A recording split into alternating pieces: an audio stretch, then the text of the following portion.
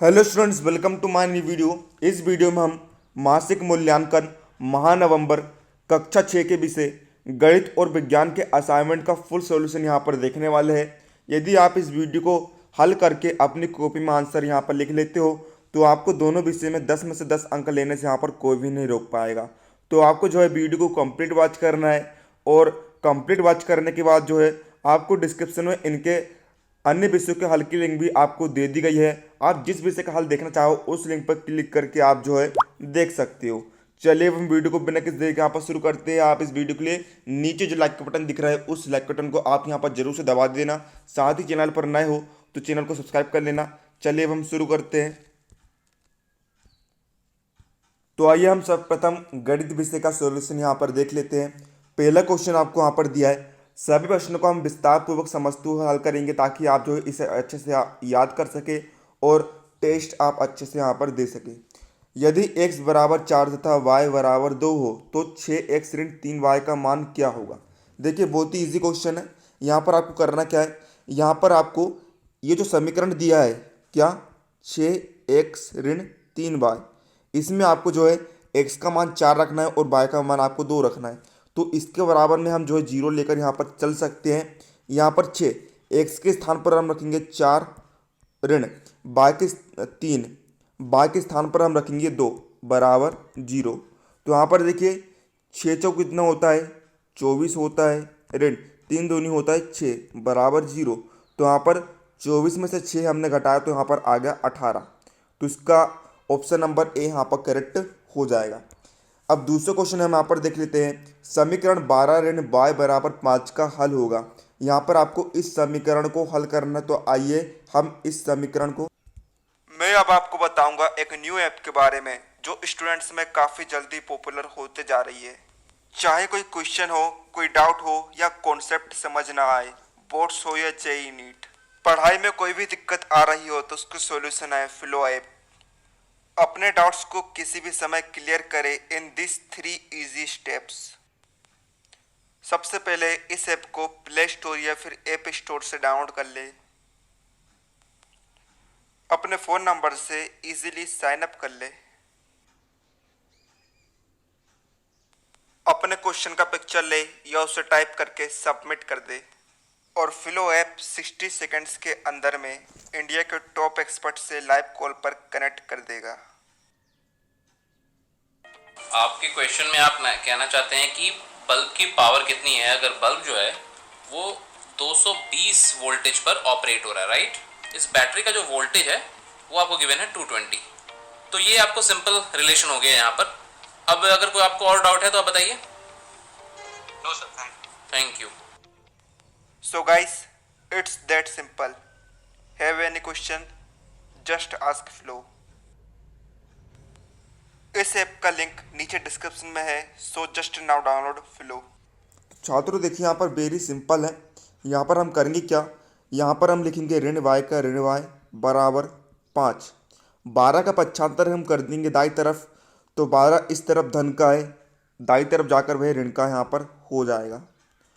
तो यहाँ पर देखिए अगले स्टेप में होगा क्या, ऋण y बराबर ऋण 12 में से हम 5 घटाएंगे तो यहाँ पर आएगा ऋण का 7 और यहाँ पर बराबर के चिन्ह है तो माइनस से माइनस का यहाँ पर कैंसिल हो जाएगा और y का मान यहाँ पर निकल कर आ जाएगा 7। इसलिए ऑप्शन नंबर सी यहाँ पर करेक्ट हो जाएगा।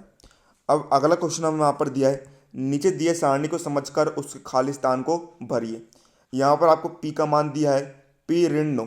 तो देखिए छात्रों ईजी है। यहाँ पर आप करेंगे क्या, यहाँ पर हमने सोल्व कर लिया है ना। देखिए यहाँ पर हम p, यहाँ पर आपको 9 दिया है, मतलब कि आप p के स्थान पर 9 रख देंगे। तो देखिए p के स्थान पर हमने रख दिया 9 ऋण 9। 9 में से 9 घटता है तो यहाँ पर आता है 0। अब यहाँ पर आपको बॉक्स में दिया है 8, तो देखिए आपको p के स्थान पर 8 रखना है। तो देखिए हमने यहाँ पर p के स्थान पर 8 रख दिया ऋण 9। 8 में से 9 घटाया, यहाँ पर आ गया ऋण का 1।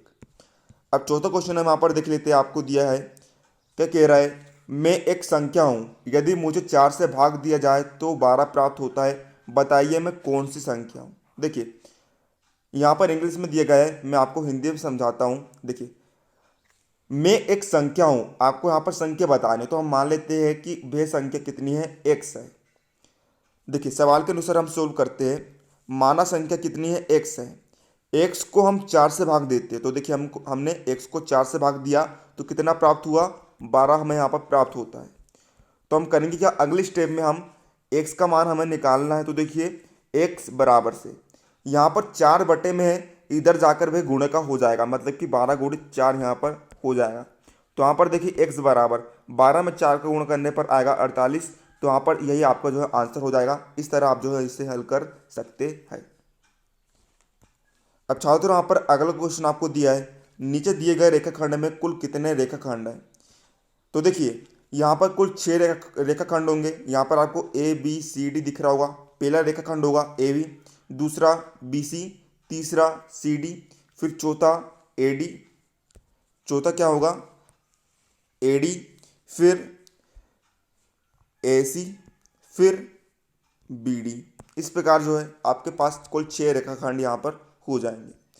ये छात्रों आपके गणित का सॉल्यूशन यहाँ पर हो जाता है। अब हम यहाँ पर बढ़ते हैं अपने विज्ञान के सॉल्यूशन की तरफ। तो छात्रों देखिए यहाँ पर आपको क्या कह रहा है, विज्ञान का पहला क्वेश्चन आपको दे रहा है, एक गड्ढे में कुछ कचरा या फिर अपशिष्ट पदार्थ को डालकर उसे मिट्टी से ढक दिया जाता है। कुछ दिनों बाद अपशिष्ट पदार्थ को अगर गड्ढे से बाहर निकाला जाए तो किस पदार्थ में कोई परिवर्तन दिखाई नहीं देगा। इसका सही उत्तर होगा ऑप्शन नंबर बी, प्लास्टिक। देखिए प्लास्टिक जो ऐसा पदार्थ होता है जो कि गलता नहीं है, मिट्टी के अंदर ही भी यदि हम उसे गाड़ दे तो वह गलता नहीं है, सड़ता नहीं है। मतलब कि यदि हम उसे आज की डेट में डालें प्लास्टिक को, कोई पाउच को, तो वह कल भी वैसी ही अवस्था में हमें मिलेगा। वो उसे गलने या फिर अपघटन होने में करोड़ों अरबों वर्ष वहाँ पर लग जाते हैं। अगला क्वेश्चन हमें यहाँ पर दिया है, निम्नलिखित विकल्पों में से सही विकल्प का चयन कर बताएं कि दिए गए आदतों में से कौन कौन से आदत आपको जो है एक पर्यावरण मित्र बनाता है। इसका सही उत्तर होगा ऑप्शन नंबर सी, कागज का अत्यधिक मात्रा में उपयोग। देखिए यहाँ पर आपको प्लास्टिक, कपड़ा का उपयोग दिया गया है। ये जो पदार्थ होते हैं ये क्या अपघटित नहीं होते हैं, मिट्टी में गलते नहीं हैं, लेकिन जो कागज होता है वे इनकी अपेक्षा बहुत ही शीघ्रता से मिट्टी में गल जाता है या फिर अपघटित हो जाता है। इसलिए हमें, यदि हम कागज का उपयोग करते हैं तो हम जो है एक प्रकार से पर्यावरण में अपना योगदान दे रहे हैं। अब छात्रों तीसरा क्वेश्चन हमें यहाँ पर दिया है, किसी विद्युत परिपथ में स्विच का क्या कार्य होता है ना। तो देखिए समझते हम, स्विच या कुंजी उस यांत्रिक युक्ति को कहते हैं जो किसी विद्युत परिपथ को इच्छानुसार जोड़ने या तोड़ने के काम आती है ना। जो विद्युत परिपथ होता है जहाँ से क्या विद्युत ऊर्जा है ना उत्पन्न होती है ना। जैसे कि देखिए आप घर में देखना, जो आपका स्विच बोर्ड होता है वहाँ पर क्या होती है, वहीं से जो है करंट आपका जो है उत्पन्न होता है। तो उसमें जो कुंजी या फिर स्विच होती है वे उसको जोड़ने या फिर तोड़ने के काम में आती है। अगला क्वेश्चन आपको दिया है चौथे नंबर का कि विद्यालयों, घरों एवं सार्वजनिक जगहों में कचरा को जमा करने के लिए अलग अलग रंगों के कूड़ेदानों का उपयोग क्यों किया जाता है।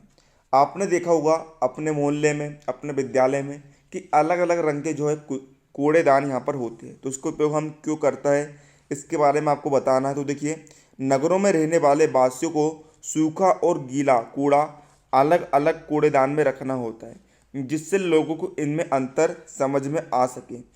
और क्योंकि खाने पीने की चीज़ों में प्लास्टिक, कांच आदि मिल जाता है और फिर पशु इन्हें भी खा लेते हैं, ठीक है, इसलिए हम जो है अलग रखते हैं। अब लास्ट क्वेश्चन है आपका, विद्युत तथा विद्युत उपकरणों का ना होना हमारे जीवन को प्रभावित करेगा, व्याख्या करें, है ना। जैसे कि मतलब कि देखिए विद्युत उपकरण जैसे कि आपका पंखा, टीवी, मोबाइल, ये सब जो है क्या है, विद्युत उपकरण है।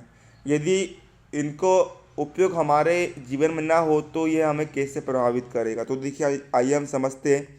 यदि हमें विद्युत की आपूर्ति ना मिले तो हमारे जीवन में बहुत सारी बाधाएं उत्पन्न हो जाएगी। किसी भी देश में प्रत्येक व्यक्ति की विद्युत ऊर्जा की उपलब्धता उस देश के विकास के माप का एक प्राचल है। जीवाश्म ईंधन के जलाने के कारण उत्पन्न होने वाले प्रदूषण को कुछ सीमाओं तक दहन प्रक्रम की दक्षता में वृद्धि कम किया जा सकता है। तो छात्रों ये आपका हो जाता है यहाँ पर गणित और विज्ञान का फुल सॉल्यूशन। उम्मीद है आपको वीडियो हेल्पफुल लगा तो वीडियो को लाइक कर देना। चैनल पर नए हो तो चैनल को सब्सक्राइब कर लेना। मिलते हैं अगले किसी नए वीडियो में। तब तक के लिए जय हिंद जय भारत।